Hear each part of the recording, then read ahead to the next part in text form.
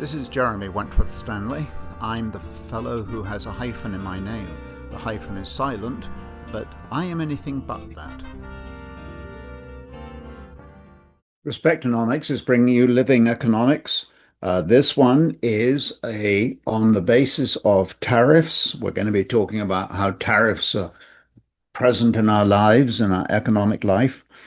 Living economics is a bi-weekly production with the purpose of bringing you current and financial conditions and bring them to your front door. And the rollout, it's practical, it's straightforward, it's actionable. And my name is Jeremy Wentworth Stanley. I am your voice of Respectonomics. And the living economics is the one that works on the premise of understanding how economic life is unfolding, and particularly in this case, on the subject of tariffs. We've heard a great deal about tariffs, and generally speaking, our messages, Respectonomics, are intended to be what you'd call timeless. This is timeless in one sense, but it is also very current. We're now in April 2026, and it is a Canadian perspective or a Canadian filter, nonetheless being given to an international development, an international protocol of how countries trade with one another. So we're going to be looking at tariffs. And tariffs they're really like an import duty, and we can get into all kinds of definitions. But one of the things is that countries are free to set up tariffs on any imported goods or services. So when, for example, apples come in from another country, that country receiving is able to put a tariff on those apples. And we need to think about, what do these tariffs mean? Now, sometimes it is literally a way in which the government raises money for its own needs. Technically speaking, these would be called duties and not tariffs. But without getting into the itty-gritty of the name calling, let's agree that when something's imported into the country, it is subject to some kind of duty, some kind of fee, a tax, a tariff, whatever you want to call it. But we want to look at this whole issue of duties, financial costs of importing goods or services from another jurisdiction, from another country. More recently, the United States has embarked on this very aggressive tariff program, and the reason they're doing it is twofold. The first one is they believe that they are being unfairly treated, in the sense that they do not have a tariff on a particular product coming, or a material tariff coming on a product coming into the country, and yet in the country from which it is being imported, that when they export to that country, automobiles, for example, can be subject to 100% tariff. And they call them import duties, anything you want to call them. But there's a sense that there's an imbalance. So part of this whole issue is a sort of wake-up call to everybody to say, if you are charging a 20% tariff, we will charge a 20% tariff.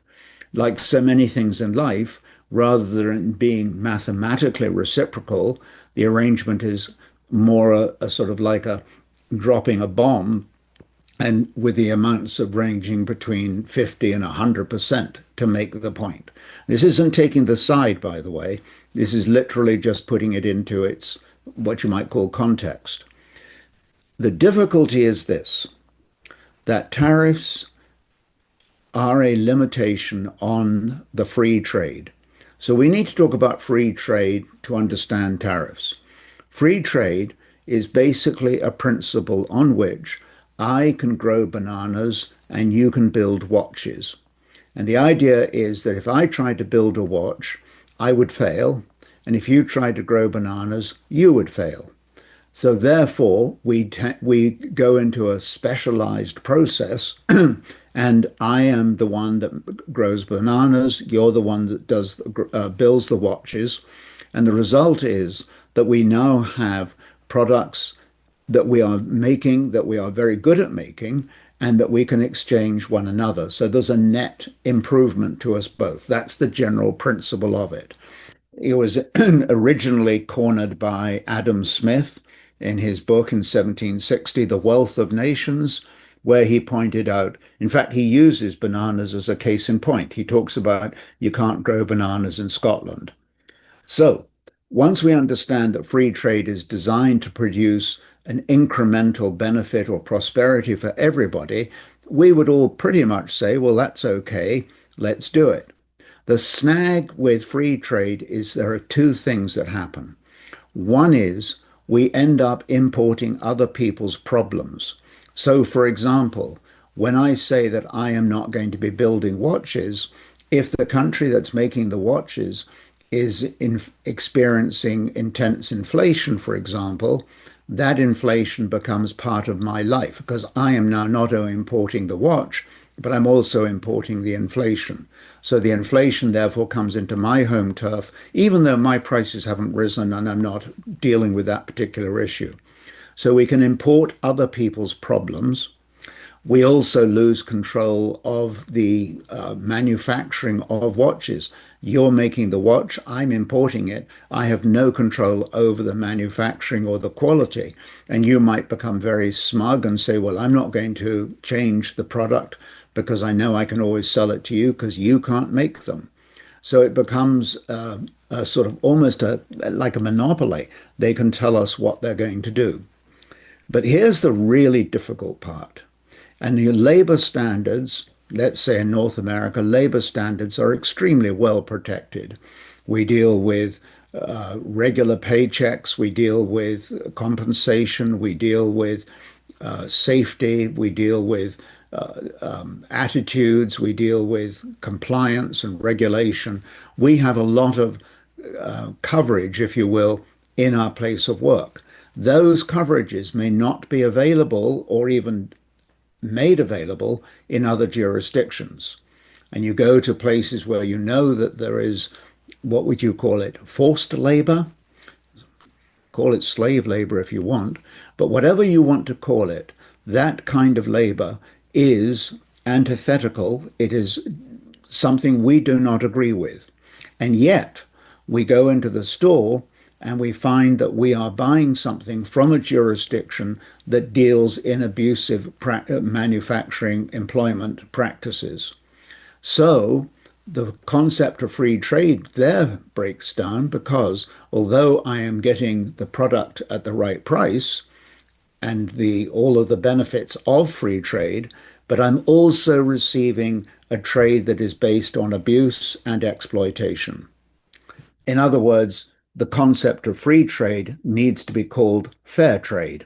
And fair trade means that the people manufacturing or producing in whatever jurisdiction are being treated fairly, that the trading practices are fair, and that the whole the product, the service is created in a concept of fairness.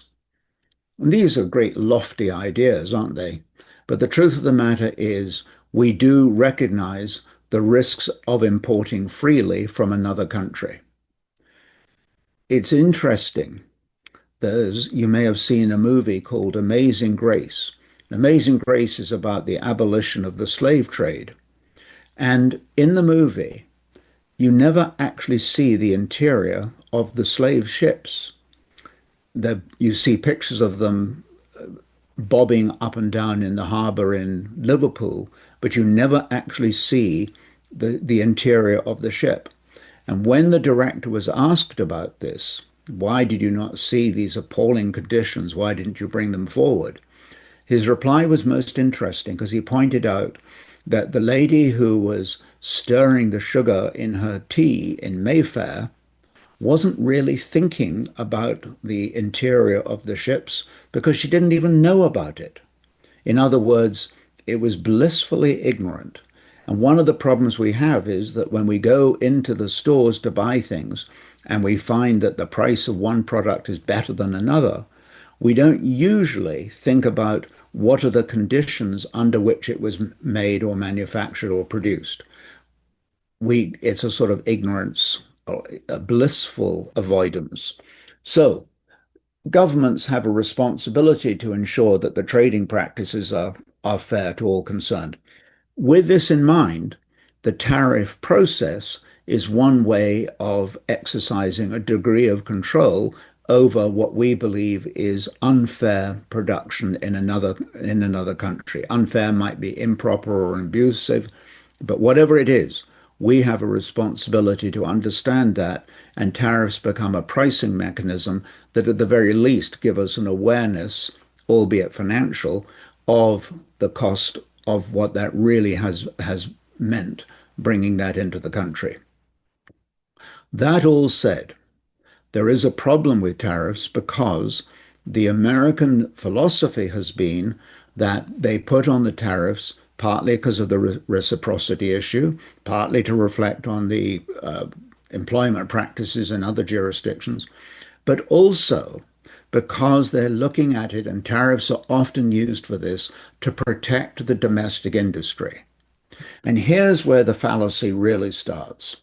Because when a tariff is imposed under the heading of, we will make the watches by making it too expensive to import the ones from other countries, first of all, it defies the rationale of free trade. It does. But secondly, there's another problem as well. We may be protecting an industry that is in fact inefficient and in the cruel Darwinian world of survival of the fittest may in fact not be appropriate to be continuing. We saw an example of that, and some of you will remember this from way back when, was the British shipbuilding industry. The British shipbuilding industry was dying, dying, dying, and yet was being heavily subsidized and protected. And all at the time when Asian countries were producing ships at 50, 60% lower prices. And they went on protecting the shipping industry and the building industry. Eventually, the subsidies were withdrawn and the industry died its proverbial natural death. But what came out of it was that the canals were, in fact, not maintained, but they were contiguous to these beautiful warehouses and buildings and so on, which then became the technology centers of Europe. In other words, when we protect something, can quite often be hiding ourselves from a much greater benefit. Things change, don't they?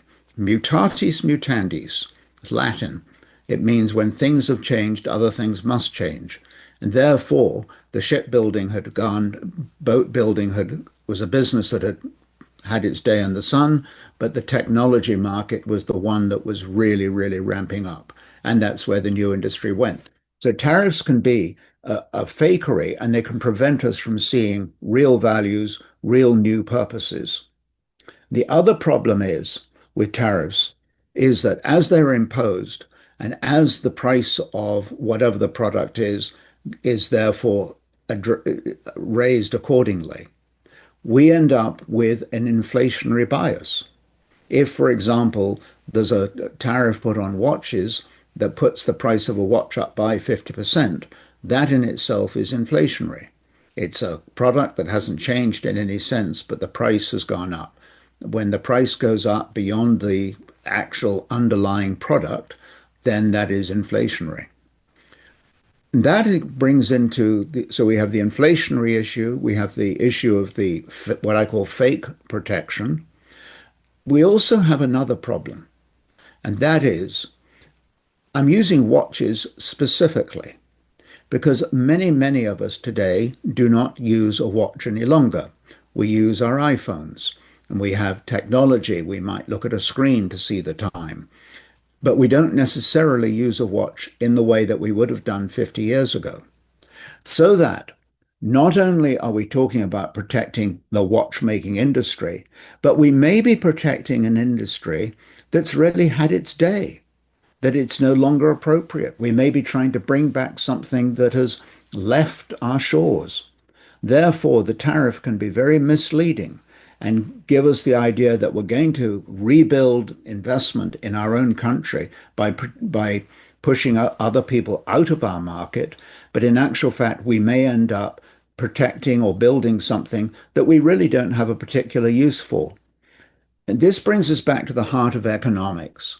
Economics is a word that you've heard me say this before. It's based on the Greek oikos and nemos, and the oikos means household, nemos means managing.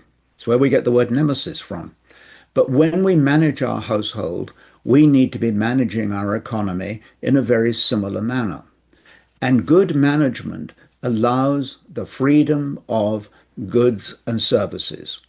When we all experience this tariff mentality, love it or leave it, when we go into the proverbial Walmart and we say, where can I buy the cheapest coffee?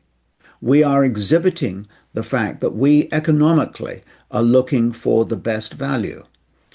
When we look for the best value, that is when we will pull out our wallets and say, yep, that's the deal I want. The problem is that when we put in tariffs, not only, as I say, are we protecting industries that may not need protecting, but we may also be doing something else. We may be interfering with the free flow of how we choose and how we spend our money. And although that may sound like a great moral judgment, it's actually very practical because economics allows us that freedom that allows money to move to where it can be used most effectively. Today, capitalism has a nasty name to it because it is seen to be abusive and parasitical. But the truth of the matter is, although those issues need to be dealt with, the other issue is that the free flow of our own spending and our own savings, our own investment, is every bit as important as the free flow of goods and services in terms of free trade. And we need to be able to accommodate both of those issues.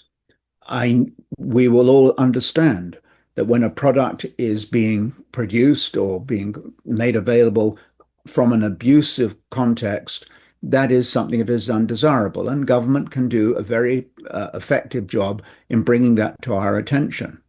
The name, the coffee, for example, that is now made available to us under the fair trade philosophy means that we might look at a coffee container and say, yes, this is coming from a country that engages in excellent employment practices, and that's the coffee I want for that reason. One of the things about free trade, though, is this. When we put up barriers that we've talked about, and it's an open discussion, but when we talk about the barriers that are up, they implicitly, almost like a contagion, can build barriers in our own lives. So free trade is not only a question of goods and services moving around freely, but the tariff that we put in that may be designed to change behavior may be the kind of tariff that's put upon us in terms of our own behavior. And I'm talking about here of that whole cultural, political bias that tries to make us do things that maybe not be natural to us.